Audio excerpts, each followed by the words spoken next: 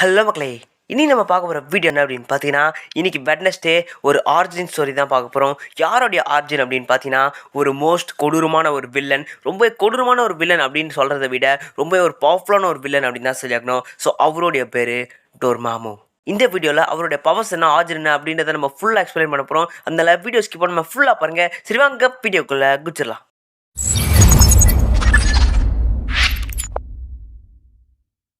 டோர்மாமு யார் இவர் அப்படின்னு பார்த்தீங்கன்னா, இவர் ஒரு இன்டர் டெரஸ்ட்ரியல் பீயிங்க. ஸோ இவருக்குன்னு ஒரு எக்ஸ்ட்ரீம் லெவலில் சூப்பர் நேச்சுரல் பவர் இருக்குது. அதாவது இவருடைய பவருக்கு லிமிட்டே கிடையாது அப்படின்னு தான் சொல்லியாக்கணும். ஸோ இவர் அப்படியே செம்ம பவர்ஃபுல்லான ஒரு நபர் அப்படி தாங்க சொல்லியாக்கணும். இவருக்கு ஈக்குவலாக சண்டை போடக்கூடிய நபர் கண்டிப்பாக மார்வலில் அந்த அளவுக்கு நிறைய பேர் கிடையாதுங்க. ரொம்ப கம்மியான நபர்கள் தான் இவர் கூட நின்று சண்டை போடக்கூடியவங்க. ஸோ டோர்மாமு அப்படின்றவருக்கு பெருசாக ஒரு உருவமே கிடையாது. அவருக்கு எதிரில் யாராவது வந்து எனிமி நின்னாங்கன்னா, ஸோ அவருடைய உருவத்தையும் அவருடைய அந்த வாய்ஸையும் இவர் எடுத்துப்பாரு. ஸோ அது மூலிமா டிரான்ஸ்ஃபார்ம் ஆயிடுவார். ஸோ இவர் எதுக்கு அதிபதி, எதுக்கு ரூல் பண்ணுறாரு, இவர் எதை ரூல் பண்ணுறாரு அப்படின்னு பார்த்தீங்கன்னா, இவர் டார்க் டைமென்ஷனை ரூல் பண்ணுறாரு அப்படின்னு சொல்லப்படுது. ஸோ இவரை நம்ம ஏன் வில்லன் அப்படின்னு சொல்கிறோம் அப்படின்னு பார்த்தீங்கன்னா, இந்த மார்வல் யூனிவர்ஸில் இருக்க எல்லா மல்டிவர்ஸையுமே இவர் கண்ட்ரோல் பண்ணி அது எல்லாத்தையுமே டார்க் டைமென்ஷனாக மாற்றணும் அப்படின்றத இவரோட எண்ணம். அதாவது டார்க் ரியலம் அப்படின்னு ஒரு விஷயம் இருக்குது. ஸோ அந்த ரியலமில் தான் இவர் வாழ்ந்துகிட்டு இருக்காரு. ஸோ அதே மாதிரி இந்த உலகத்தில் இருக்க எல்லா யூனிவர்ஸுமே எர்த்தை உட்பட எல்லாத்தையுமே டார்க் டைமென்ஷனாக மாற்றணும் அப்படின்றத இவருடைய ஆசை. ஸோ அதனால் இவர் சில பேரை தேர்ந்தெடுத்து இவருடைய பவர்ஸில் கொஞ்சத்தை அவங்களுக்கு கொடுத்து இந்த எல்லா யூனிவர்ஸுமே டார்க் யூனிவர்ஸ், அதாவது டார்க் டைமென்ஷனாக மாற்றுறதுக்கு அனுப்புவார். ஸோ அந்த மாதிரி தான் கைசிலியஸை தேர்ந்தெடுத்து எர்த்துக்கு அனுப்பிச்சார். இந்த உலகத்தை, அதாவது இந்த பூமியை எப்படியாவது டார்க் டைமென்ஷனாக மாற்றணும் அப்படின்றதுக்காக.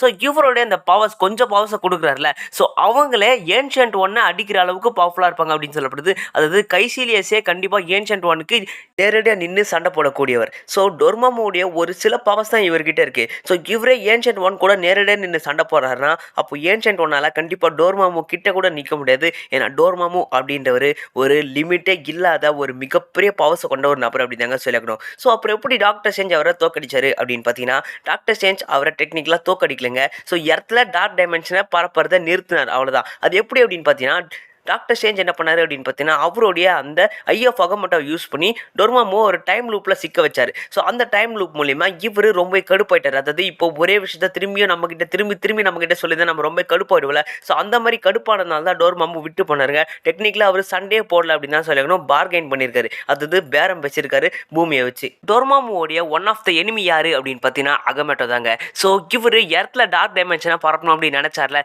ஸோ அந்த ஒரு காரணத்துக்காகவே அகமேட்டோ இவருக்கு சுத்தமாக பிடிக்காது அப்படின்னு சொல்லப்படுது. அதாவது அகமேட்டோ டோர்மாமுவை எதிர்த்தாரு அப்படின்னு சொல்லப்படுதுங்க. ஸோ டோர்மாமுவோட ஆரிஜின், பேசிக்கான ஆரிஜின் இது தாங்க.